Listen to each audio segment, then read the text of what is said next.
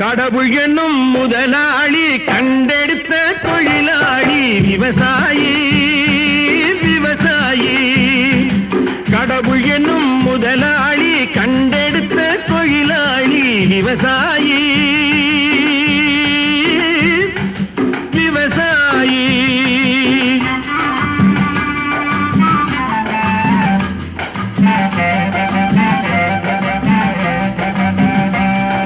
முன்னேற்ற பாதையிலே மனச வைத்து முழு மூச்சாய் அதற்காக தினம் உழைத்து மண்ணிலே முத்தெடுத்து பிறர் வாழ மண்ணிலே முத்தெடுத்து பிறர் வாழ வழங்கும் குணமுடையோன் விவசாயி விவசாயி.